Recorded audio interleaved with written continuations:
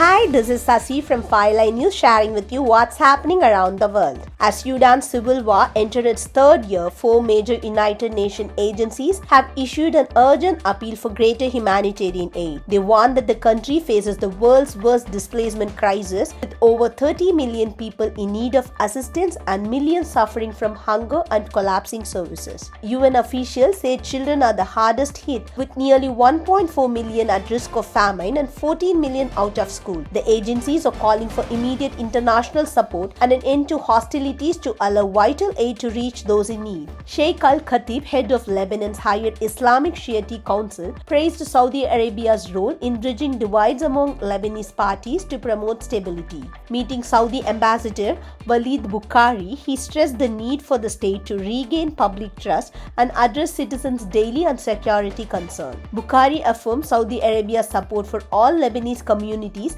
and highlighted the importance of inclusive leadership in line with the Taif Accord. US President Donald Trump said the United States would stop supporting Israel if it passes a law to take control of the West Bank. He added the law will not happen because of promises made to Arab countries and said Israel will not annex the area. US President Donald Trump has begun a 5-day Asian trip, including a key meeting with Chinese President Xi Jinping in South Korea, aiming to advance trade, critical mineral and ceasefire agreements amid ongoing tensions.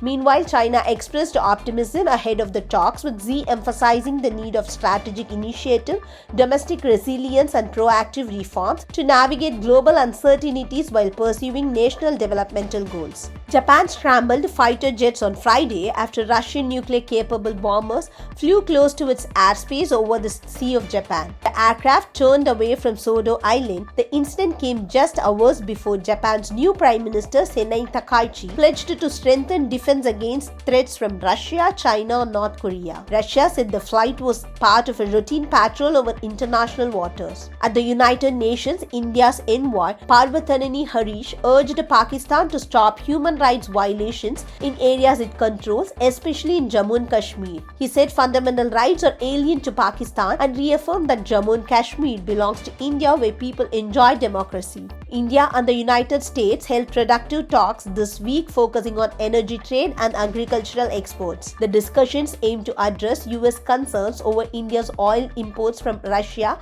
and to explore opportunities for increased trade in energy and agricultural products. Both nations are working towards a trade agreement that could potentially reduce tariffs and enhance bilateral trade relations. Spain's top court is investigating Sudan executives for allegedly selling steel to Israel military industries without government approval. The steel was reportedly intended for weapons, and the executives could face charges of complicity in crimes against humanity. Lionel Messi has won the 2025 MLS Golden Boot, scoring 29 goals in 28 games for Inter Miami. He received the award before leading his 3-1 playoff victory over Nashville SC, scoring twice. Messi also extended his contract with Inter Miami through 2028, committing to the club until age 41. A 3.7 magnitude earthquake struck northeastern Afghanistan's Badakhshan province early Friday. The tremor occurred at a depth of 80 km near Afghanistan-Tajikistan border. No casualties or major damage have been reported. That's all for now. This is Sasi signing off from Fireline News. Stay tuned for more updates.